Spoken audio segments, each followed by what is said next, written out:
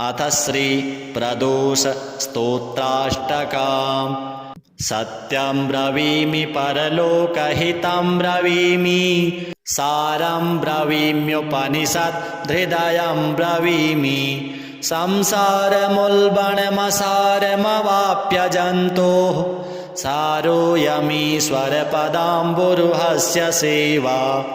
येनार्चयन्ति गिरिशं समये प्रदोषे, येनाचितं शिवमपि प्रणमन्ति चान्ये। एतत् कथं श्रुतिपुटैर्न पिबन्ति मूढास्ते, जन्म जन्मसु भवन्ति नरा दरिद्राः। ये वै प्रदोषसमये परमेश्वरस्य कुर्वन्त्यनन्यमनसाङ्घ्रिसरोजपूजां। नित्यं प्रवृद्धधनधान्यकलत्रपुत्र, सौभाग्यसम्पदधिकास्त इहैव लोके।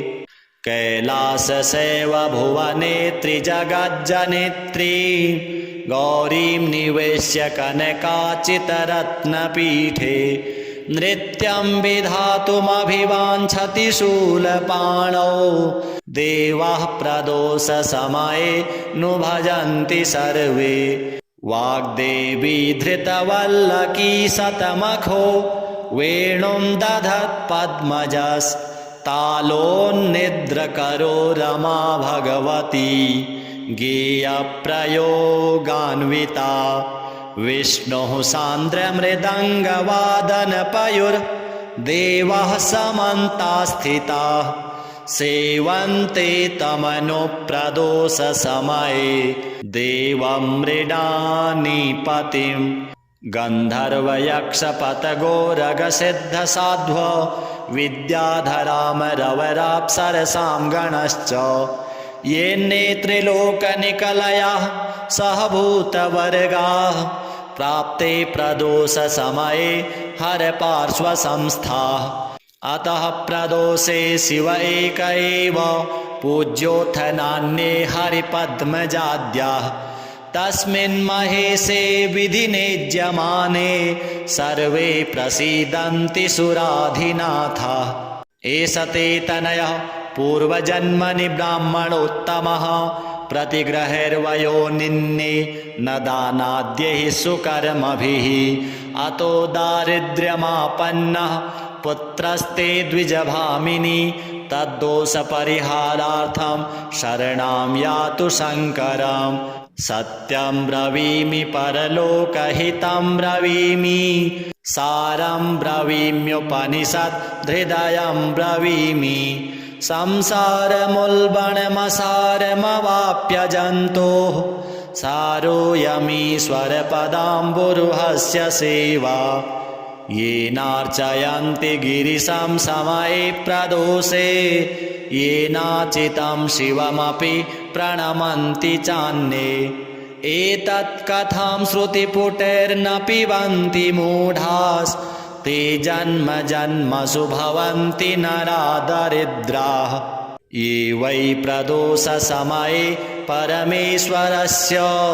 कुर्वन्त्यनन्यमनसाङ्घ्रिसरोजपूजां।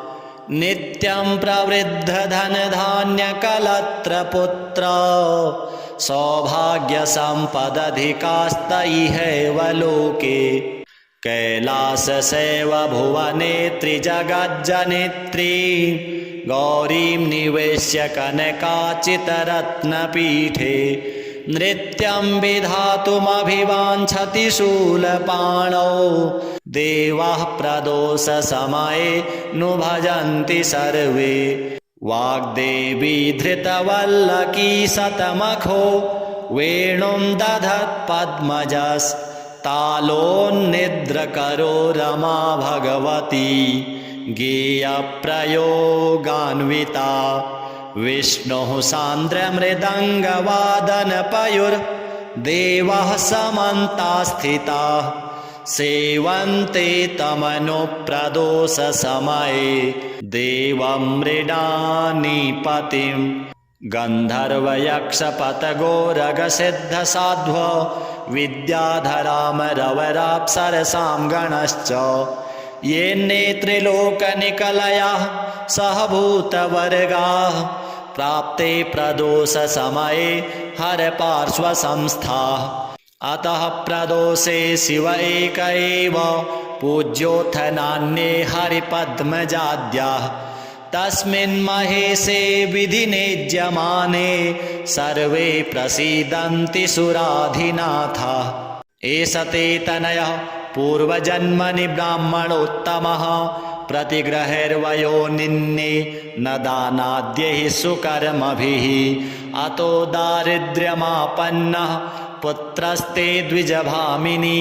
तद्दोषपरिहारार्थं शरणं यातु शङ्करम् सत्यं ब्रवीमि परलोकहितं ब्रवीमि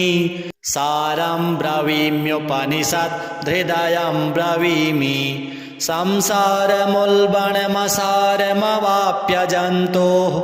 सारोऽयमीश्वरपदाम्बुरुहस्य सेवा येनार्चयन्ति गिरिशं समये प्रदोषे येनाचितं शिवमपि प्रणमन्ति चान्ये एतत् कथं श्रुतिपुटैर्न पिबन्ति मूढास्ते जन्म जन्मसु भवन्ति नरा दरिद्राः ये वै प्रदोषसमये परमेश्वरस्य कुर्वन्त्यनन्यमनसाङ्घ्रिसरोजपूजां नित्यं प्रवृद्धधनधान्यकलत्रपुत्र सौभाग्यसम्पदधिकास्त इहैव लोके कैलासशैवभुवने त्रिजगज्जनित्री गौरीं निवेश्य कनकाचितरत्नपीठे नृत्यं विधातुमभिवाञ्छति शूलपाणौ देवाः प्रदोषसमये नु भजन्ति सर्वे वाग्देवी धृतवल्लकी शतमखो वेणुं दधत्पद्मजस्तालोन्निद्रकरो रमा भगवती गेयप्रयोगान्विता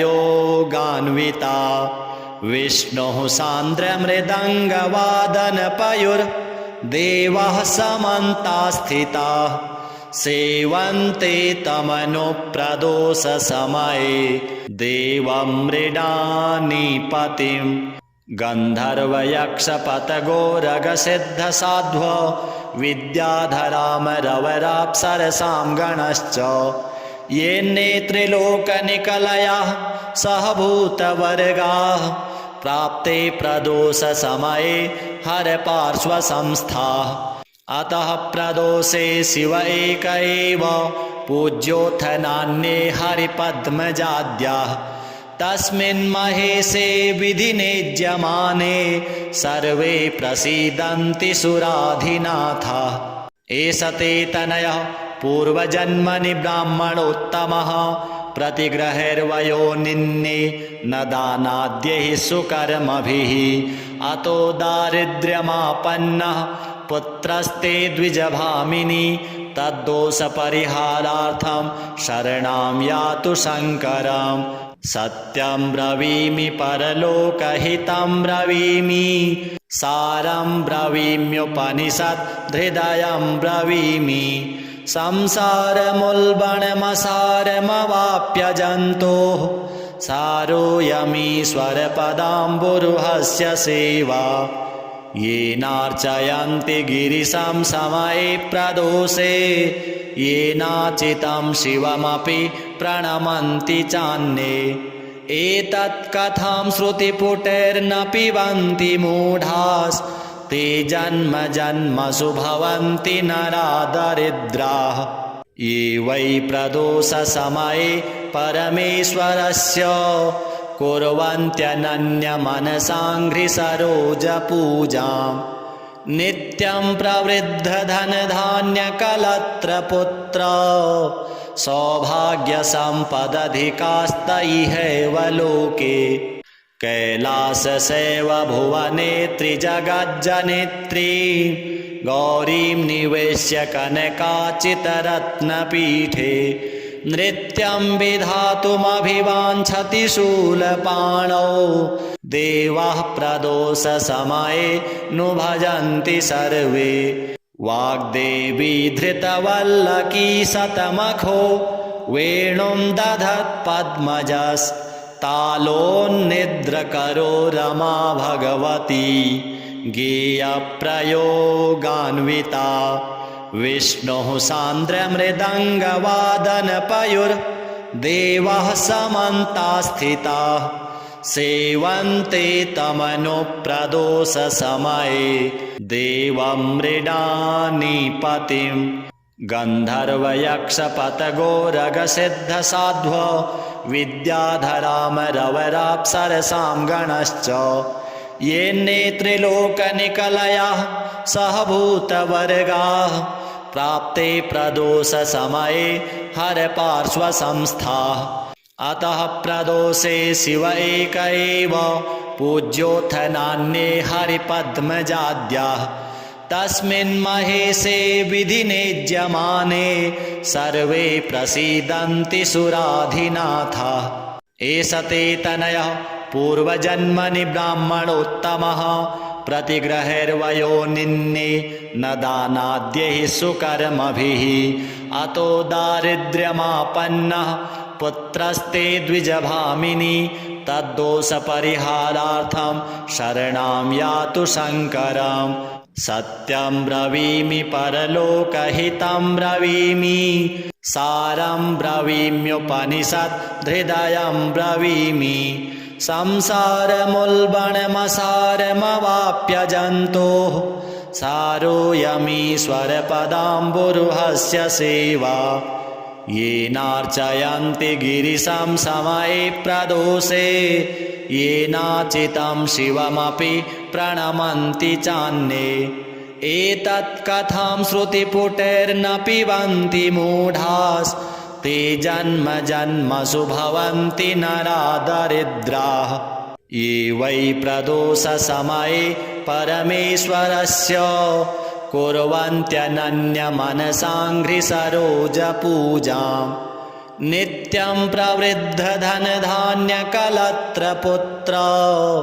सौभाग्यसम्पदधिकास्त इहैव लोके कैलाससेवभुवने त्रिजगज्जनित्री गौरीं निवेश्य कनकाचितरत्नपीठे नृत्यं विधातुमभिवाञ्छति शूलपाणौ देवाः प्रदोषसमये नु भजन्ति सर्वे वाग्देवी धृतवल्लकी शतमखो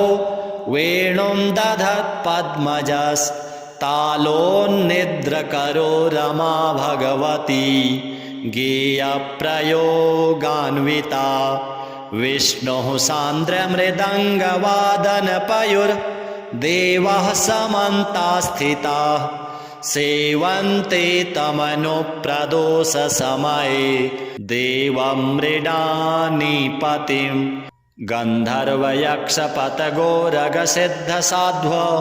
विद्याधरामरवराप्सरसां गणश्च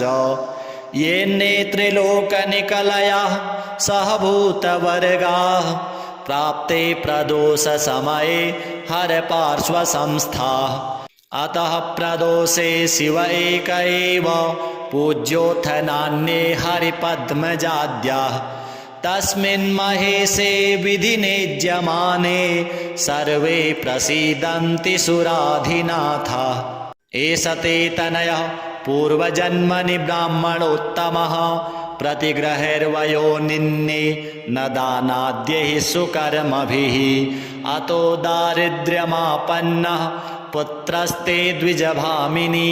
तद्दोषपरिहारार्थं शरणां यातु शङ्करम् सत्यं ब्रवीमि परलोकहितं ब्रवीमि सारं ब्रवीम्युपनिषत् हृदयं ब्रवीमि संसारमुल्बणमसारमवाप्य जन्तोः सारोऽयमीश्वरपदाम्बुरुहस्य सेवा येनार्चयन्ति गिरिशं समये प्रदोषे येनाचितं शिवमपि प्रणमन्ति चान्ये एतत् कथां श्रुतिपुटैर्न पिबन्ति मूढास्ते जन्म जन्मसु भवन्ति नरा दरिद्राः ये वै प्रदोषसमये परमेश्वरस्य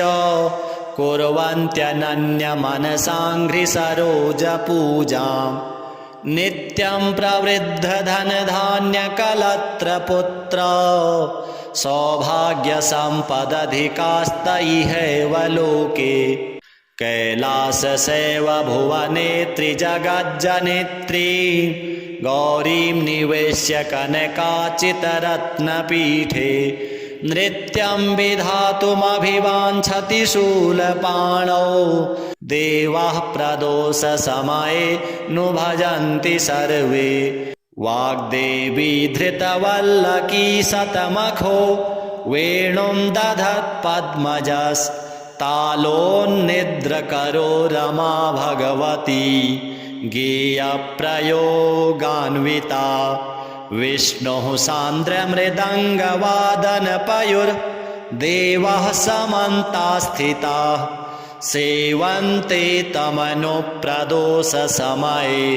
देवं मृडानीपतिं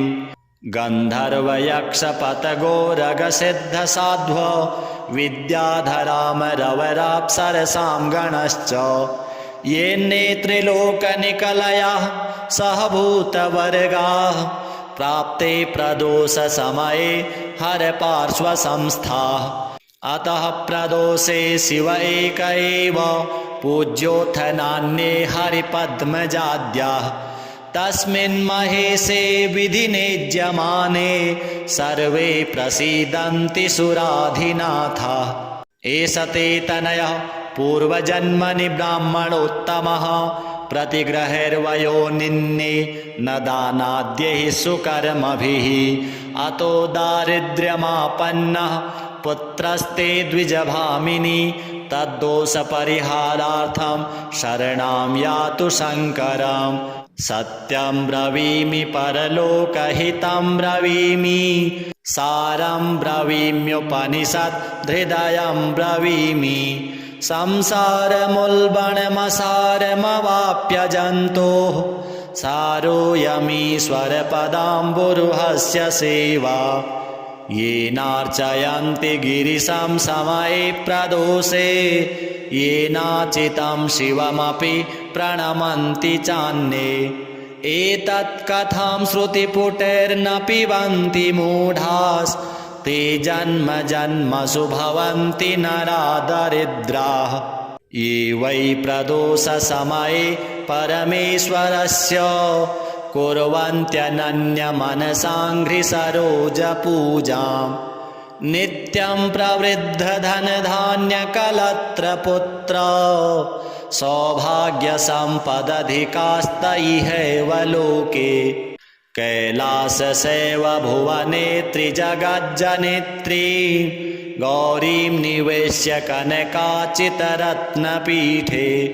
नृत्यं विधातुमभिवाञ्छति शूलपाणौ देवाः प्रदोषसमये नु भजन्ति सर्वे वाग्देवी धृतवल्लकी शतमखो वेणुं दधत् पद्मजस्तालोन्निद्रकरो रमा भगवती गेयप्रयोगान्विता विष्णुः सान्द्रमृदङ्गवादनपयुर्देवः समन्तास्थिताः सेवन्ते तमनुप्रदोषसमये देवं मृडानीपतिं गन्धर्वयक्षपतगोरगसिद्धसाध्व विद्याधरामरवराप्सरसां गणश्च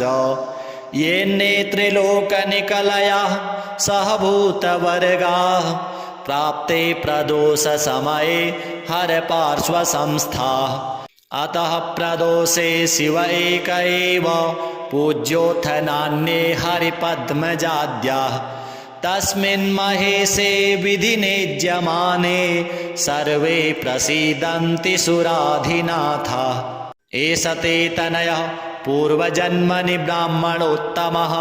प्रतिग्रहैर्वयो निन्ने न दानाद्यैः सुकर्मभिः अतो दारिद्र्यमापन्नः पुत्रस्ते द्विजभामिनी तद्दोषपरिहारार्थं शरणं यातु शङ्करम् सत्यं ब्रवीमि परलोकहितं ब्रवीमि सारं ब्रवीम्युपनिषत् हृदयं ब्रवीमि संसारमुल्बणमसारमवाप्य जन्तोः सारोऽयमीश्वरपदाम्बुरुहस्य सेवा येनार्चयन्ति गिरिशं समये प्रदोषे येनाचितं शिवमपि प्रणमन्ति चान्ये एतत् कथं श्रुतिपुटैर्न पिबन्ति मूढास्ते जन्म जन्मसु भवन्ति नरा दरिद्राः ये वै प्रदोषसमये परमेश्वरस्य कुर्वन्त्यनन्यमनसाङ्घ्रिसरोजपूजाम्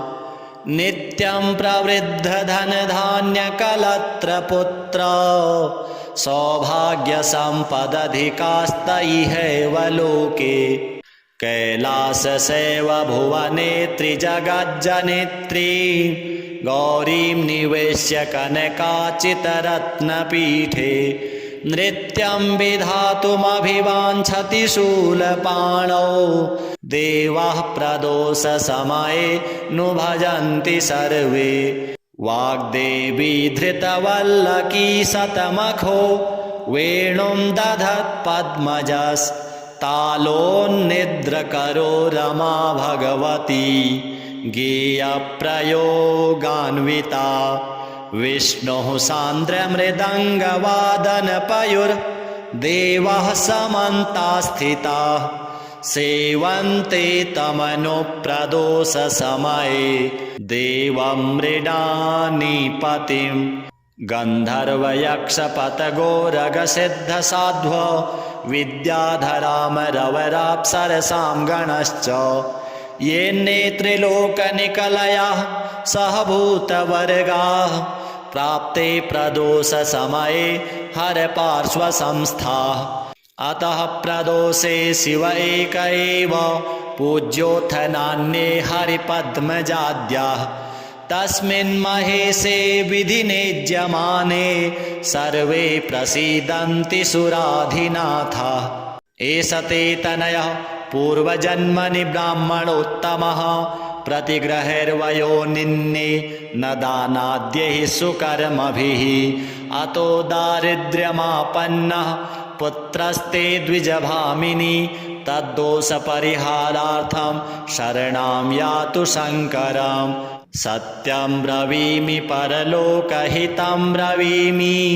सारं ब्रवीम्युपनिषत् हृदयं ब्रवीमि संसारमुल्बणमसारमवाप्य जन्तोः सारोऽयमीश्वरपदाम्बुरुहस्य सेवा येनार्चयन्ति गिरिशं समये प्रदोषे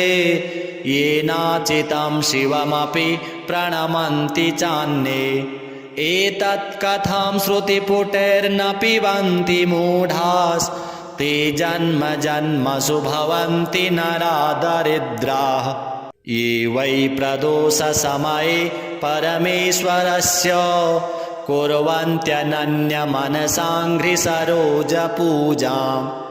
नित्यं प्रवृद्धधनधान्यकलत्रपुत्र सौभाग्यसम्पदधिकास्तैहैव लोके कैलाससेवभुवने त्रिजगज्जनित्री गौरीं निवेश्य कनकाचितरत्नपीठे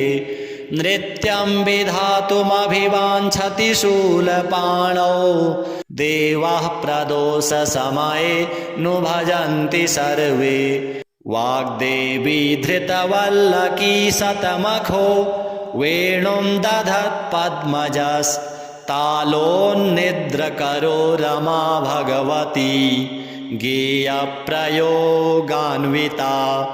विष्णुः सान्द्रमृदङ्गवादनपयुर्देवः समन्तास्थिताः सेवन्ते तमनुप्रदोषसमये देवं मृडानीपतिम् गन्धर्वयक्षपतगोरगसिद्धसाध्व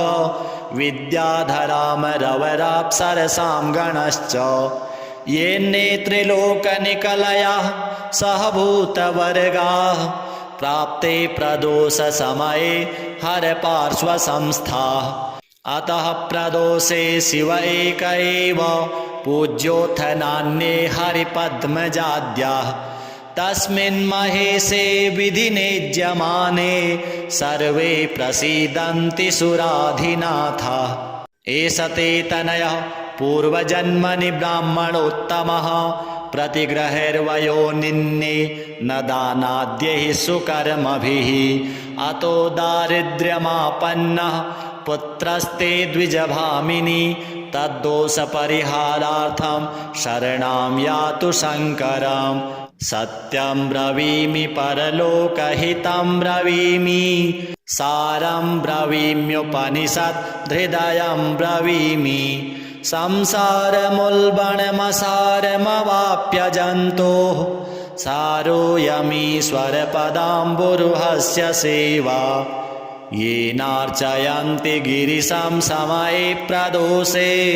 येनाचितं शिवमपि प्रणमन्ति चान्ये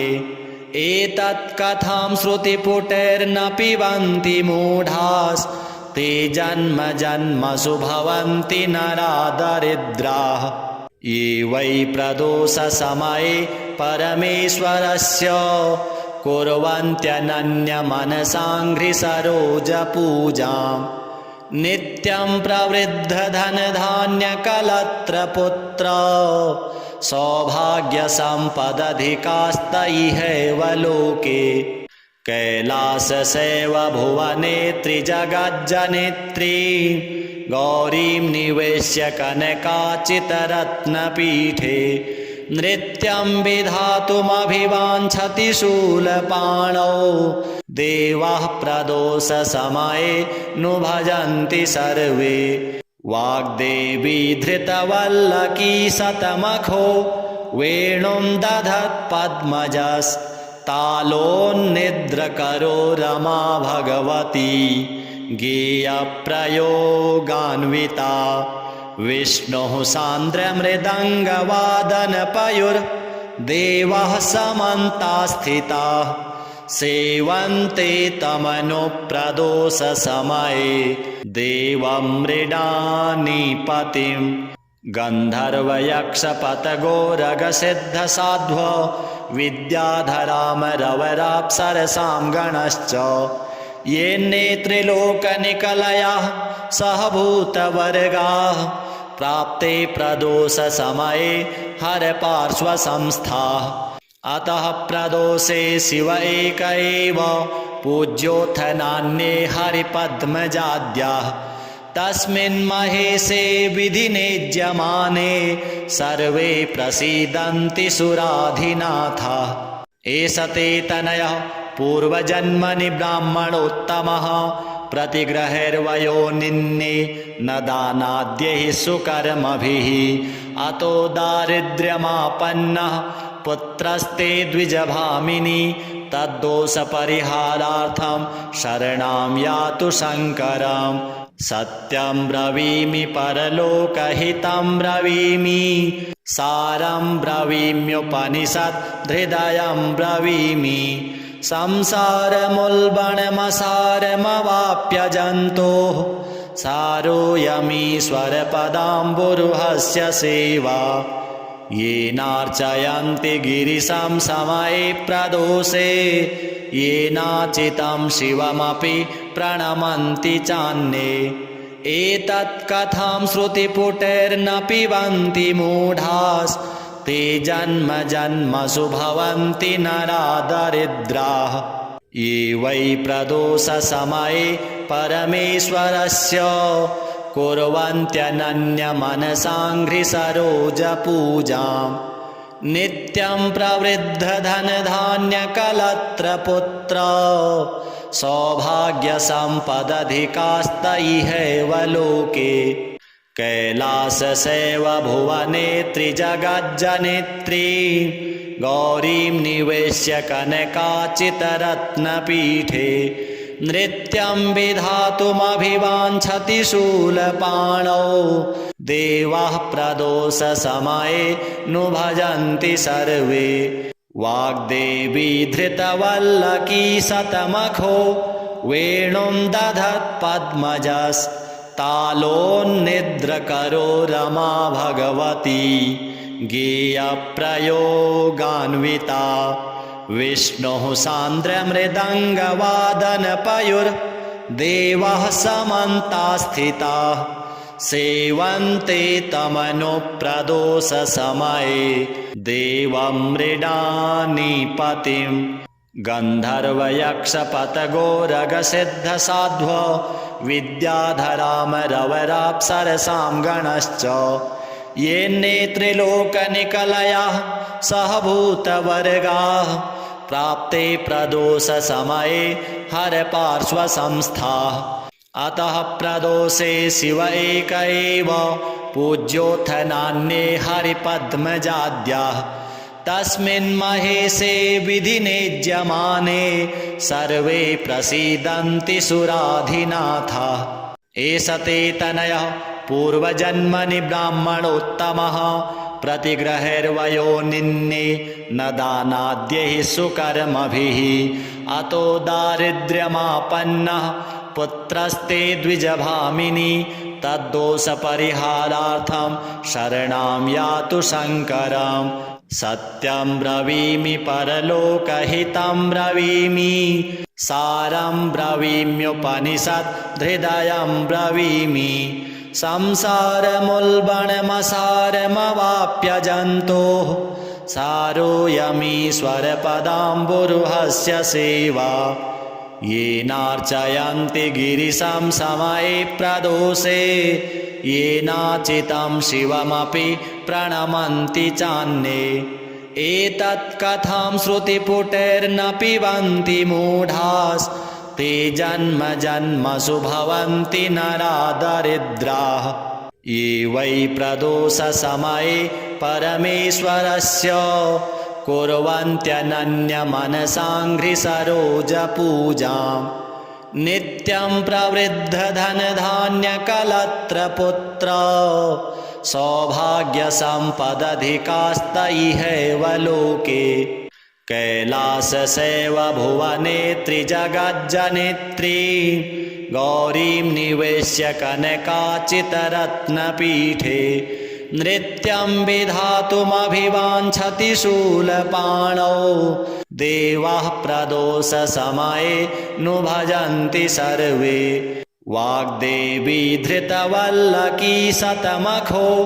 वेणुं दधत्पद्मजस्तालोन्निद्रकरो रमा भगवती गेयप्रयोगान्विता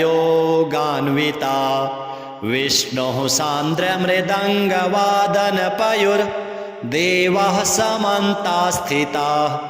सेवन्ते तमनुप्रदोषसमये देवं मृडानीपतिं गन्धर्वयक्षपतगोरगसिद्धसाध्व विद्याधरामरवराप्सरसां गणश्च येने त्रिलोकनिकलयाः सहभूतवर्गाः प्राप्ते प्रदोषसमये हरपार्श्वसंस्थाः अतः प्रदोषे शिव एक एव पूज्योऽथ नान्ये हरिपद्मजाद्याः तस्मिन् महेशे विधिनेज्यमाने सर्वे प्रसीदन्ति सुराधिनाथाः एष ते तनयः पूर्वजन्मनि ब्राह्मणोत्तमः प्रतिग्रहैर्वयो निन्ये न दानाद्यैः सुकर्मभिः अतो दारिद्र्यमापन्नः पुत्रस्ते द्विजभामिनी तद्दोषपरिहारार्थं शरणां यातु शङ्करम् जय जय श्री प्रदोषस्तोत्रं सम्पूर्णं श्री सांब सदाशिवार्पणमस्तु।